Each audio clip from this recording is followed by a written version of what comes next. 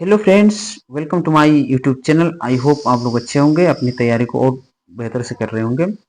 और क्योंकि जुलाई में टेट का पेपर होने वाला है, तो आपको उम्मीद होगी कि आप लोग अच्छे तरीके से अपनी तैयारी को और बेहतर बना रहे होंगे। ठीक, चलिए आज हम लोग आज करेंगे 2018 के प्रीवियस पेपर और अच्छे तरीके से 1 से 5 तक के प्राइमरी का है। ठीक, तो देखिए पेपर आपका कब हुआ था, यानी नवंबर 2018 को हुआ था। आई होप आप लोग को समझ में आया होगा। चलिए आगे हम लोग बढ़ेंगे और आज हम लोग करेंगे बाल विकास एवं शिक्षण विधि।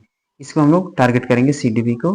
ठीक, तो उम्मीद होगी आप लोग अच्छे होंगे, अपनी तैयारी को बेहतर कर रहे होंगे। और देखिए, अगर अच्छे तरीके से रिवीजन करना है तो देखिए प्रीवियस से आपको अंदाजा लग गया होगा किस तरीके से किस किस टॉपिक्स क्वेश्चन बने, उस टॉपिक को आप लोग अच्छे तरीके से पढ़ना शुरू करिए। ठीक, नोट्स अगर बनाए होंगे तो आप उस पर रिवीजन करिए और बार बार इसको प्रैक्टिस को देखा करिए, तो आप लोग को बेहतर हो जाएगा और अच्छे तरीके से तैयारी हो जाएगी। चलिए इधर उधर बातें ना करेंगे और हम लोग अच्छे तरीके से आगे बढ़ते हैं।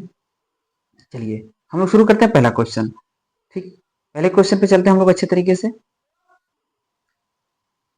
पहले क्वेश्चन को। चलिए पहला क्वेश्चन कह रहा है कि कोहलर यह सिद्ध करना चाहता था कि सीखना क्या है। तो चार ऑप्शन दिया था हम लोग। देखिए अब ज्यादा डिस्कस हम ऑप्शन पर नहीं करेंगे, क्योंकि मेन मेन ऑप्शन को देखा जाएगा, एक्सप्लेन को उसको अच्छे तरीके से देखने की कोशिश करेंगे, क्योंकि समय कम है, हम लोग को और भी ज्यादा करना है, हम लोग को अच्छे तरीके से करना है, कई सेट है तो उसको सोल्व करना पड़ेगा। तो देखिए एक कोहलर यह सिद्ध करना चाहता था कि सीखना, तो इसका ऑप्शन देखिए सी आपका राइट होगा। ठीक, तो सी में क्या दिया आपका, देखिए सी में दिए संज्ञानात्मक संकार्य। अब देखिए एक्सप्लेन को देखेंगे अच्छे तरीके, इस एक्सप्लेन को विधिवत तरीके से देखते हुए चलेंगे, क्योंकि वहां से हमें और क्वेश्चन बनने के चांस रहेंगे। तो कोहलर यह सिद्ध करना चाहता था कि सीखना एक संज्ञानात्मक संकार्य है। कोहलर ने अंतर्दृष्टि या सूझ को अधिगम में महत्वपूर्ण माना है। निस्संदेह सूझ की प्रक्रिया एक संज्ञानात्मक प्रक्रिया है जो समस्या का संज्ञानात्मक समाधान प्रस्तुत करके सीखने की प्रक्रिया को अत्यधिक सरल, सहज एवं उद्देश्यपूर्ण बनाती है। आई होप आप लोग को समझ में आएगा। चलिए आगे हम बढ़ेंगे नेक्स्ट क्वेश्चन को देखते हैं हम लोग। क्वेश्चन नंबर सेकंड में दिया है किसी भी नई भाषा को सीखने के लिए कहाँ से प्रारंभ किया जाना चाहिए, मतलब किसी भी भाषा को अगर सीखना तो हमें उसको कहाँ से शुरू करना चाहिए। तो देखिए आपका ऑप्शन ए राइट होगा, अक्षरों व शब्दों के मध्य साहचर्य से। अब देखिए एक्सप्लेन को देखेंगे अच्छे तरीके से। किसी नई भाषा को सीखने के लिए अक्षरों व शब्दों के मध्य साहचर्य से प्रारंभ किया जाना चाहिए, क्योंकि भाषा सीखने की प्रक्रिया क्रमिक रूप से होती है। बालक पहले अक्षरों फिर शब्दों और अंत में वाक्यों को सीखता है, अतः इनके मध्य साहचर्य होना अति आवश्यक होता है। ठीक, आई होप आप लोग को समझ में आ गया। चलिए आगे बढ़ेंगे। नेक्स्ट क्वेश्चन हमारा कर रहा है, देखिए तीसरा, समावेशी कक्षा में किस प्रकार यानी के छात्र शामिल होता है या होते हैं। तो इसमें देखिए अगर देखा जाए समावेशी शिक्षा इंक्लूसिव एजुकेशन जो होता है, तो इसमें देखिए आप अगर देखा जाए तो ऑप्शन बी होगा, सामान्य और विशिष्ट। ठीक, सामान्य और विशिष्ट दोनों छात्र शामिल होते हैं। तो अच्छे तरीके से देखते हैं हम लोग अच्छे से। इसमें लिखा है समावेशी कक्षा में सामान्य और विशिष्ट दोनों प्रकार के छात्र अध्ययन करते हैं। समावेशी विद्यालय ऐसे संसाधन कक्षा कक्ष का निर्माण करते हैं जिसमें सामान्य बच्चों के साथ साथ विशिष्ट बच्चे भी शिक्षा ग्रहण कर सकते हैं। ऐसे कक्षा कक्ष संसाधन युक्त, शिक्षण सहायक सामग्री युक्त तथा संसाधन शिक्षक युक्त होते हैं, जहां विशिष्ट बालक अपने आप को समायोजित कर पाते हैं। यहाँ देखिए ये दोनों बच्चों, मतलब दोनों बच्चों को रखा जाता है, जो एकदम पढ़ने में अच्छा उनको भी, जो लो होता है इतनी सबको रखा जाता है एक साथ में। ठीक, आई होप आप लोग को समझ में आ गया हो। चलिए आगे बढ़ेंगे। क्वेश्चन नंबर 4 कर रहा है, अधोलिखित में गणित संबंधी अधिगम अक्षमता को कौन सा पद परिभाषित करता है। अधिगम के लिए कौन सा है, तो देखिए इसमें आपका हो जाएगा गणना दोष, यानी डिसकैलकुलिया, यानी उसमें कैलकुलिया यानी गणना वाले में आता है। गणना दोष में ऑप्शन सी आपका राइट हो जाएगा। कह रहा है कि गणना दोष गणित संबंधी अधिगम अक्षमता को परिभाषित करता है। गणना दोष से संबंधित अधिगम अक्षमता को डिसकैलकुलिया कहा जाता है। देखिए मैंने आपको बताया डिसकैलकुलिया, इस प्रकार के अक्षमता वाले बच्चों में ये अंक गणित संक्रियाओं जैसे जोड़ घटाव गुणा भाग को समझने में कठिनाई होती है। दिशा ज्ञान का अनुभव या अल्प समझ नगद अंतरण या भुगतान संबंधी समस्याएं होती है। मतलब इस तरीके से इसे गणित से संबंधित होती है। ठीक, आई होप आप लोगों को समझ में आ गया होगा। आगे बढ़ेंगे। Question number 5। क्वेश्चन नंबर 5 कह रहा है कि समावेशीकरण की सफलता के लिए आवश्यक है। क्या आवश्यक है? तो आपका समावेशी के लिए यानी कि समावेशीकरण के लिए सबसे ज्यादा हमारा अच्छा यानी कि डी ऑप्शन सही है, संवेदनशीलता। तो अब देखेंगे हम लोग एक्सप्लेन में। समावेशीकरण की सफलता के लिए संवेदनशीलता अत्यंत आवश्यक है। यह संवेदनशीलता समाज, समुदाय, परिवार, विद्यालय, शिक्षक तथा अन्य समकक्षीय स्तर तक होना चाहिए, ताकि विशिष्ट आवश्यकता वाले बच्चे अपने आप को समाज के अन्य सदस्यों से अलग न समझे तथा समाज में अपने आप को समायोजित कर सकें। हमें बच्चों के साथ में संवेदनशीलता से पेश आना चाहिए। आई होप आप लोग को समझ में आ गया। आगे बढ़ेंगे। नेक्स्ट क्वेश्चन हमारा कर रहा है, देखिए 6। निम्न में से कौन सा संवेग का तत्व नहीं है? यानी संवेग का, तो आपका ऑप्शन डी होगा, यानी डी नहीं, संवेदी नहीं है। संवेदी संवेग का तत्व नहीं है, क्योंकि संवेग उत्पन्न होने पर प्राणी में दो स्तर पर परिवर्तन दिखाई देते हैं। पहला शारीरिक तथा दूसरा मानसिक स्तर पर। शारीरिक स्तर पर जल्दी जल्दी श्वास लेना, रक्तचाप बढ़ जाना, आवाज में परिवर्तन आ जाना, अंग संचालित की गति में परिवर्तन जैसी क्रियाएं होती है। जबकि मानसिक स्तर पर विचार प्रक्रियाएं या तो शिथिल हो जाती हैं अथवा लुप्त प्राय हो जाती हैं। दूसरी ओर संवेदी क्रियाओं पर संवेग का कोई प्रत्यक्ष प्रभाव नहीं पड़ता है। तो आई होप आप लोग को समझ में आए। चलिए आगे बढ़ेंगे। क्वेश्चन नंबर 7 को देखते हैं। क्वेश्चन नंबर 7 को हम लोग देखेंगे। चलिए क्वेश्चन नंबर 7 कह रहा है कि संज्ञानात्मक क्षेत्र का सही क्रम है। तो अब देखिए, ये देखिए सही क्रम पूछा है। पिछले वाला मैंने लेक्चर में बताया था कि ये सही क्रम आपसे पूछ सकता है। देखिए सही क्रम आपका डी आपका सही होगा। तो पहला हमारा कौन सा होगा? देखिए इसमें देखते हैं हम लोग, ज्ञान, अवबोध, अनुप्रयोग, विश्लेषण, संश्लेषण, मूल्यांकन लास्ट में होगा। ठीक, मैंने बताया था ना कि आपको हो सकता है आगे आपको क्रम मिलाने को दे दिए जाए। ठीक, तो जब हमें सही से याद रहेगा तो हम इसका क्रम अच्छे से मिला सकते हैं। चलिए देखते हैं हम लोग इस प्लेन को अच्छे तरीके से, विधिवत तरीके से देखते चलेंगे। देखिए लिखा है, बेंजामिन एवं ब्लूम ने शिक्षण के उद्देश्य को 3 क्षेत्रों में विभाजित किया। संज्ञानात्मक क्षेत्र के उद्देश्य, भावात्मक क्षेत्र के उद्देश्य, मनोगत्यात्मक क्षेत्र के उद्देश्य। और ब्लूम ने वर्ष 1956 में संज्ञानात्मक क्षेत्र के उद्देश्यों को पुनः क्रमशः 6 भागों में विभाजित किया। तो अगर देखा जाए तो बेंजामिन महोदय ने इसको 3 प्रकार से बांटा था और ब्लूम साहब ने इसको 6 प्रकार से बांटा। 1956 में संज्ञानात्मक क्षेत्र के उद्देश्य को पुनः क्रमशः उन्होंने इसको बांटा था 6 भागों में। कौन कौन से? ज्ञान, अवबोध, अनुप्रयोग, विश्लेषण, संश्लेषण, मूल्यांकन। ठीक, अब देखिए इसमें क्रम दिया है, इसमें मिलाने के लिए सही क्रम पूछा। हो सकता है आपसे नंबर पूछ दे अगले वाले पेपर में कि आपको कौन सा पहले होगा कौन सा लास्ट में है। ठीक, ये चीज आपको अच्छे से ध्यान में आना चाहिए। क्वेश्चन नंबर 8 हम लोग देखते हैं। निम्न में से कौन सा अच्छे शिक्षण की विशेषताएं नहीं है? अच्छे जो शिक्षण होते हैं, शिक्षण की विशेषताएं नहीं है। तो आपका ऑप्शन ए राइट होगा। ऑप्शन ए राइट क्या है? स्वेच्छाचारी। अब थोड़ा सा इसको अच्छे तरीके से हम लोग देखते चलेंगे। देखिए चारितापूर्ण शिक्षक वातावरण अच्छे शिक्षण की विशेषता नहीं होती है। करें कि प्रभावशाली आनंददायक वातावरण में किए गए शिक्षण का प्रतिफल अधिगम के रूप में परिलक्षित हो जाता है। इसलिए शिक्षण का वातावरण जनतांत्रिक, सहानुभूतिपूर्ण, सहयोगात्मक तथा वांछनीय सूचनाएं देने वाला होना चाहिए। तो आई होप आप लोग को समझ में आ गया होगा। चलिए आगे हम लोग बढ़ेंगे। क्वेश्चन नंबर 9 यानी क्वेश्चन नंबर 9 पर हम लोग चलते हैं। क्वेश्चन नंबर 9, अभिप्रेरणा का प्रत्याशा सिद्धांत किसके द्वारा किया गया? ठीक, तो आपका ऑप्शन ए सही होगा। आपका ऑप्शन ए सही है। कौन है भाई ऑप्शन में? Victor broom. अभिप्रेरणा के संबंध में वर्ष वर्ष 1964 में विक्टर ब्रूम ने प्रत्याशा सिद्धांत का प्रतिपादन किया। यह सिद्धांत अभिप्रेरणा, निष्पादन तथा कार्य संतुष्टि के कारणों को विभिन्न प्रकार से परिभाषित करता है। इस सिद्धांत के अंतर्गत व्यक्ति अपने कार्य का चयन स्वयं करता है, अपने कार्य का स्वयं चयन करता है इस सिद्धांत के अंतर्गत, ठीक। और क्या सभी व्यक्ति अपने उद्देश्यों, आवश्यकताओं, मूल्यों, कुशलताओं, योग्यताओं तथा भूमिकाओं के संबंध में सतर्क रहते हैं। तो उम्मीद होगी ये चीज आपको समझ में आया होगा। चलिए आगे हम लोग बढ़ेंगे। क्वेश्चन नंबर 10 पे देखते हैं हम लोग। कह रहे क्या, अग्रिम व्यवस्थापक प्रतिमान किस परिवार से संबंधित है, यानी किस परिवार से संबंधित है। तो आपका ऑप्शन राइट होगा सी। सी में क्या है देखिए, हम लोग समझते हैं।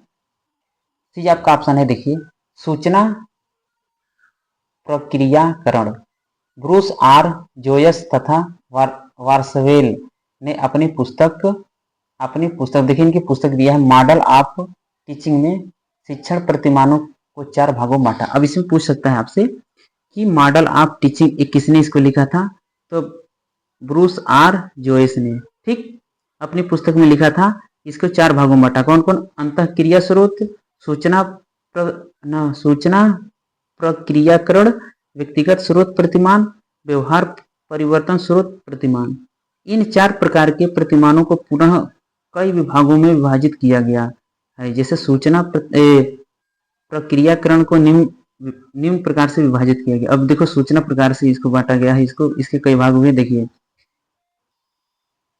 निष्पत्ति संप्रत्यय प्रतिमान, अग्रिम व्यवस्थापक प्रतिमान, आगमन प्रतिमान, जैविक विज्ञान परीक्षा प्रतिमान आदि, ये सब आप देख सकते हैं। तो यहाँ से क्वेश्चन बनने की चांस है, क्योंकि एक्सप्लेन जो है ना, इसमें देखिए इससे आपका कई पॉइंट आपका क्लियर हो जाएगा, ठीक। आगे हम लोग बढ़ेंगे, क्योंकि अगर ऑप्शन हम लोग देखते हैं तो ऑप्शन से क्या होगा, सिर्फ हमें ऑप्शन ही पकड़ में आएगा, लेकिन इससे क्या, देखिए एक्सप्लेन से हमें कई क्वेश्चन तैयार हो जा रहे हैं। इससे रिलेटेड जितने भी क्वेश्चन बनने वाले होंगे, हमारा अच्छे तरीके से कंसेप्ट समझ में आगे जाएगा। कौशलों के स्थानांतरण के लिए कौन सा उपयोगी है, ठीक। तो ऑप्शन आपका होगा ए। हम लोग डायरेक्ट ऑप्शन पे चलेंगे। कौशल अंतरण का एक गति है, न कि उद्देश्य। अब एक्सप्लेन को देखेंगे अच्छे से। देखिए कौशल को किसी जटिल कार्य को आसानी से और दक्षता से करने की योग्यता के रूप में परिभाषित किया गया है। कार चलाना, आशुलिपि में लिखना आदि कौशल के उदाहरण हैं, ठीक। कौशल अधिगम गुणात्मक रूप से कई भिन्न चरणों से होकर गुजरता है। एक चरण इससे दूसरे चरण में संक्रमण कौशल अंतरण कहलाता है। यह कौशल अंतरण उद्देश्यपूर्ण न होकर के स्वतः होता है, अर्थात कौशल अंतरण जो होता है एक प्रकार की यात्रा है, न कि लक्ष्य या उद्देश्य। एक प्रकार की यात्रा होती है। आई होप आप लोग को समझ में आ गया। चलिए आगे बढ़ेंगे। क्वेश्चन नंबर 12 बता रहा है कि निम्न में से कौन सा शिक्षण सूत्र नहीं है। अब देखिए कौन सा, इसमें देखिए डी नहीं है। निगमन से आगमन होता है, आगमन से निगमन की तरफ, ये शिक्षण सूत्र नहीं। क्यों नहीं, इसको हम समझते चलेंगे अच्छे तरीके से। थोड़ा सा हम लोग स्क्रॉल करते हैं ऊपर तक। चलिए, अब इसमें आपका डी ऑप्शन निगेटिव पूछा नहीं है। तो हार्वर्ड, स्पेंसर तथा कामेनियस ने निम्न प्रकार से शिक्षण सूत्रों का उल्लेख किया है। देखिए सरल से कठिन की ओर, ज्ञात से अज्ञात की ओर, स्थूल से सूक्ष्म की ओर, पूर्ण से अंश की ओर, अनिश्चित से निश्चित की ओर, दृश्य से अदृश्य की ओर, विशिष्ट से सामान्य की ओर, विश्लेषण से संश्लेषण की ओर, मनोवैज्ञानिक क्रम से तर्क संगत की ओर, अनुभव से युक्ति की ओर, और प्रकृति का अनुसरण। तो ये देखिए 11 है, आप इसमें को याद कर सकते हैं। इसमें से एक जरूर आपको देखने को मिल जाएगा। तो आई होप आप लोग को अच्छे से समझ में आ गया। चलिए आगे बढ़ेंगे। अब देखिए इसमें लिखा है क्वेश्चन नंबर 13 कह रहा है कि सूक्ष्म शिक्षण चक्र प्रथम कौन है। अगर सूक्ष्म शिक्षण देखा जाए तो जब हम लेसन प्लान करते हैं तो उसमें हमारा माइक्रो टीचिंग में हमारा सबसे पहले कौन आता है, प्रतिपुष्टि, योजना बनाना, शिक्षण, प्रस्तावना।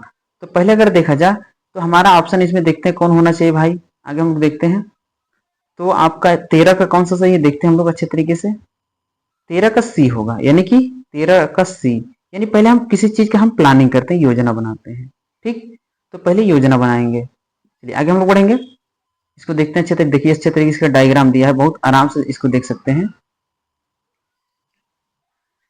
देखिए ए डब्ल्यू एलन को सूक्ष्म शिक्षण का जन्मदाता माना जाता है। अब देखिए सूक्ष्म शिक्षण के जन्मदाता कौन है, माइक्रो टीचिंग के फादर कौन है, तो ए डब्ल्यू एलन को सूक्ष्म शिक्षण का जन्मदाता माना जाता है। सूक्ष्म शिक्षण चक्र का प्रथम योजना बनाना होता है। देखिए अब लिखा है पहला, यह इधर शुरू होता है, पाठ योजना, शिक्षण, प्रतिपुष्टि, फिर पुनः योजना बनाना, पुनः शिक्षण, पुनः प्रतिपुष्टि। तो ये सब इसके चक्र हो गया। आई होप आपको समझ में आ गया होगा। आगे बढ़ेंगे हम लोग, आगे हम लोग बढ़ते हैं। क्वेश्चन नंबर 14, क्वेश्चन नंबर 14 कह रहा है कि निम्न में से कौन सा अवबोध स्तर के शिक्षण में शामिल है। तो इसका ऑप्शन डी होगा, अन्वेषण। तो इसको समझते चलेंगे। बोध स्तर शिक्षण व्यवस्था को निम्नलिखित सोपानों में विभाजित किया गया है। कौन कौन है भाई, देखते हैं इसको। अन्वेषण, प्रस्तुतिकरण, आत्मीकरण अथवा परिपाक, वर्णन अथवा अभिव्यक्तिकरण। तो ये सब आपको अच्छे से याद होने चाहिए। चलिए आगे बढ़ेंगे। क्वेश्चन नंबर 15, क्वेश्चन नंबर 15 हम लोग देखेंगे, शैक्षिक सुधारों में प्रभावी विकेंद्रीकरण तभी संभव होगा जब। अब देखिए इसमें ऑप्शन होगा आपका, ये आपका ऑप्शन डी है, यानी कि ए बी सी, जहां पे दिया तीनों सही होगा। तो हम लोग इसको देखते चलेंगे अच्छे तरीके से। कह रहे कि शैक्षिक सुधारों में प्रभावी विकेंद्रीकरण तभी संभव होगा जब खंडन एवं संतुलन संदर्भ केंद्रों को भागीदारी बढ़े, स्थानीय संदर्भ व्यक्ति उपलब्ध हो, अध्यापकों के पास संसाधन और प्रासंगिक सामग्री भी मौजूद हो, और स्थानीय स्तर पर ग्राम शिक्षा समिति, महिला संगठन, गैर सहकारी संगठन या अन्य संगठनों समितियों की सक्रिय सहभागिता बढ़े। ये सब चीज आपको होनी चाहिए। आगे बढ़ेंगे हम लोग। क्वेश्चन नंबर 16, क्वेश्चन नंबर 16 हम लोग देखेंगे, एक छात्र पढ़ रहा है, उसका नाम लेकर किसी ने बुलाया, निम्न में से किस संवेदना द्वारा यानी छात्र अपनी अनुक्रिया प्रकट करेगा। तो ऑप्शन आपका राइट सी होगा, सी होगा, यानी ध्वनि संवेदना। ज्ञानेंद्रियों के द्वारा व्यक्ति पर होने वाले प्रभाव को संवेदना कहते हैं। यदि कोई छात्र पढ़ रहा हो और उसका नाम लेकर कोई व्यक्ति बुलाता है तो सर्वप्रथम वह हाँ में जवाब देगा, अर्थात वह अपनी अनुक्रिया ध्वनि संवेदना के माध्यम से प्रकट करेगा। तो उम्मीद होगी आपको समझ में आ गई। चलिए आगे बढ़ेंगे। क्वेश्चन नंबर 17, पियाजे के सिद्धांत के अनुसार प्राक संक्रियात्मक अवस्था की अवधि क्या है। तो इसमें देखिए 2 से 7 वर्ष, यानी ऑप्शन सी होगा। ठीक, पियाजे के अनुसार बालक संज्ञानात्मक विकास के 4 अवस्था है। देखिए 4 अवस्था आपको अच्छे से दे दिया है, अच्छे तरीके से नाम याद रखिएगा, आपको देखने को मिलेगा। तो ये सब आपके देखिए, पहला संवेगात्मक अवस्था जन्म से 2 वर्ष यानी 0 से 2 वर्ष, प्राक संक्रियात्मक 2 से 7 वर्ष, मूर्त संक्रियात्मक 7 से 11 वर्ष, और औपचारिक संक्रियात्मक अवस्था जो होती है 11 से 15 वर्ष तक, और इस प्रकार की प्राक संक्रियात्मक अवस्था 2 से 7 वर्ष होती है। तो आई होप आप लोग को समझ में आ गया। चलिए आगे बढ़ेंगे। क्वेश्चन नंबर हम लोग देखेंगे 18, क्वेश्चन नंबर 18 को हम लोग देखेंगे। थोड़ा सा स्पीड हम लोग बढ़ाएंगे क्योंकि टाइमिंग के अनुसार हम लोग थोड़ा बहुत पीछे चल रहे हैं। इनमें से कौन सी वाद की बाल्यावस्था के बौद्धिक विकास की विशेषता नहीं है। तो ऑप्शन आपका ये होगा, भविष्य की योजना की सूझबूझ। इसे देखते हैं हम लोग यहाँ से अच्छे तरीके से।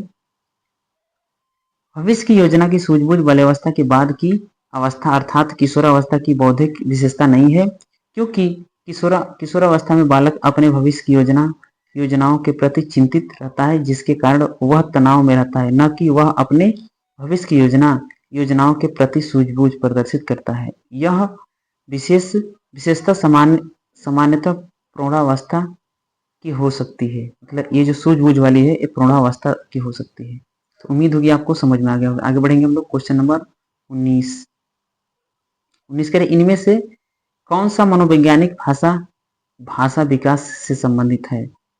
तो ये आपके चमुस्की साहब, नोम चमुस्की भाषा विकास से संबंधित मनोवैज्ञानिक हैं। इन्होंने माना कि प्रत्येक मानव शिशु व्याकरण की संरचना का एक अंतर्निहित एवं जन्मजात खाका होता है जिसे सार्वभौमिक व्याकरण कहा जाता है, यूनिवर्सल ग्रामर। ठीक, आगे बढ़ेंगे क्वेश्चन नंबर 20। क्वेश्चन नंबर 20 को हम लोग देखेंगे। थॉर्नडाइक ने अपने सिद्धांत में किस शीर्षक से सिद्ध किया?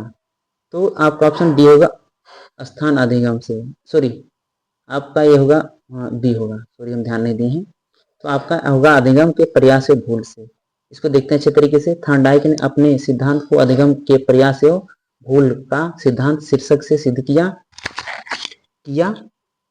इस सिद्धांत को संबंधवाद या उद्दीपक अनुक्रिय सिद्धांत भी कहा जाता है। इनके अनुसार सीखने के लिए पुनर्वलन केंद्रीय तत्व है तथा अनुक्रिया का संतोषजनक परिणाम ही उद्दीपक अनुक्रिया बंधन को सुदृढ़ यानी मजबूत बना कर सकता है। तो आई होप आप लोग को समझ में आएगा। चलिए आगे बढ़ेंगे हम लोग। क्वेश्चन नंबर आपका 21 है। 21 देखेंगे। गिरोह अवस्था किस आयु वर्ग के लिए बालक विलंब विकास से संबंधित है? तो आपका होगा ऑप्शन नंबर सी, यानी कि 8 से 10 वर्ष की सामाजिकरण। अब देखिए यहाँ थोड़ा समझते हुए चलेंगे अच्छे तरीके से। यहाँ बता रहा है कि गिरोह अवस्था 8 से 10 वर्ष एवं विलंब विकास सामाजिकरण से संबंधित है। 8 से 10 वर्ष की आयु में बालक अपने समूह का सक्रिय सदस्य बन जाता है, जो किशोरावस्था में चरम पर पहुंच जाता है। गिरोह अवस्था सामाजिकरण से संबंधित होती है। आई होप आपको समझ में आ गया होगा। आगे बढ़ेंगे हम लोग। क्वेश्चन नंबर 22 देखेंगे हम लोग। क्वेश्चन नंबर 22 कह रहा है कि पियाजे के अनुसार संज्ञानात्मक विकास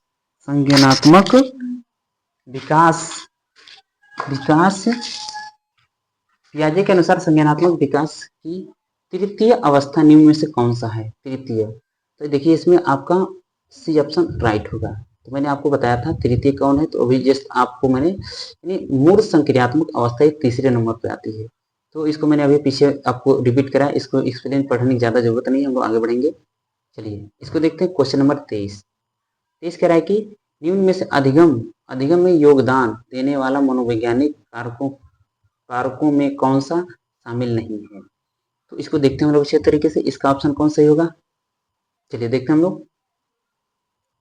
23 का ऑप्शन डी होगा। ठीक, 23 का ऑप्शन आपका डी हो जाएगा, यानी कि विषय वस्तु का स्वरूप। अब डी हम लोग देखेंगे इसको अच्छे तरीके से। यहाँ पे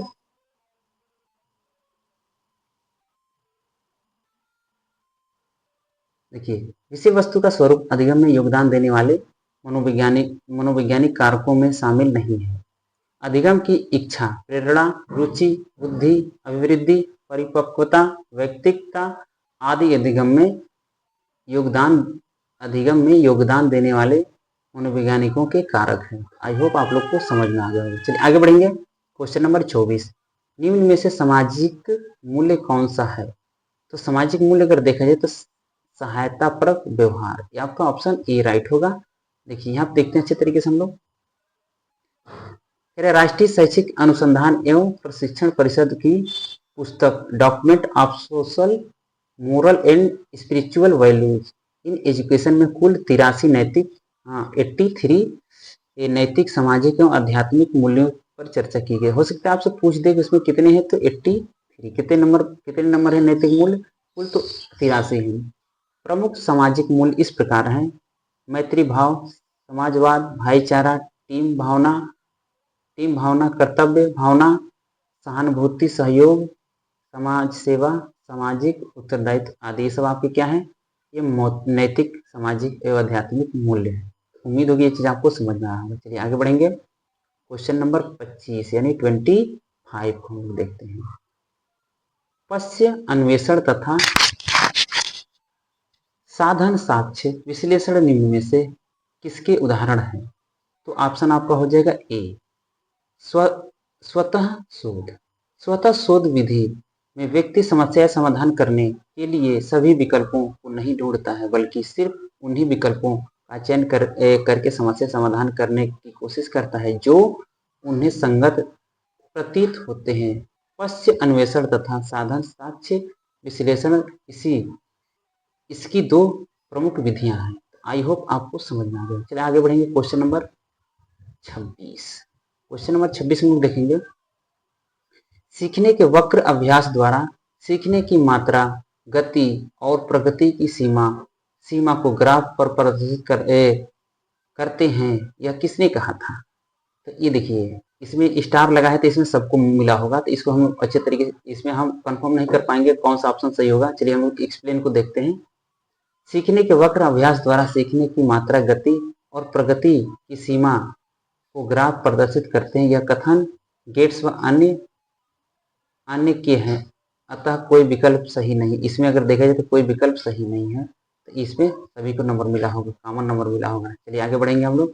तो गेट्स में से है ये नहीं है, इसमें देखिए कौन दिया था, इसमें कोई नहीं था, इसमें स्टार लग गया है। चलिए आगे बढ़ेंगे हम लोग। क्वेश्चन नंबर 27 हम लोग देखते हैं। क्वेश्चन नंबर 27 कह रहा है कि निम्न में से कौन सा थॉर्नडाइक के अधिगम के प्राथमिक नियमों में शामिल नहीं है? तो ऑप्शन आपका ए सही होगा, साहचर्यात्मक स्थानांतरण का नियम। अब देखिए इसमें दिया है E.L. थॉर्नडाइक ने अधिगम के तीन मुख्य नियम तथा 5 गौण नियम बताए। अब इसे आपको क्वेश्चन ये देखने को मिलेगा, पूछ सकता है कि मुख्य नियम कितने हैं? अधिगम के तीन मुख्य नियम और गौण कितने? 5। मुख्य नियम है अभ्यास का नियम, प्रभाव का नियम, तत्परता का नियम। गौण नियम देखिए, बहुअनुक्रिया का नियम, मनोवृत्ति का नियम, आंशिक क्रिया का नियम, सादृश्यता का नियम और साहचर्यात्मक रूपांतरण का नियम। तो ये सब नियम आपको याद होने चाहिए। आगे बढ़ेंगे हम लोग। तो उम्मीद होगी ये चीज आप लोग को समझ में आ रहा होगा। चलिए आगे बढ़ेंगे, क्योंकि एक कम टाइम में ज्यादा रिवीजन के लिए हम लोग को हेल्पफुल होगा। ठीक, अब क्वेश्चन नंबर 28 हम लोग देखते हैं। क्वेश्चन नंबर 28 हम लोग देखेंगे कि अनुकूलित अनुक्रिया सिद्धांत किसके अनुकूलन पर बल देता है? तो ऑप्शन आपका होगा बी, आपका ऑप्शन राइट होगा, व्यवहार पर।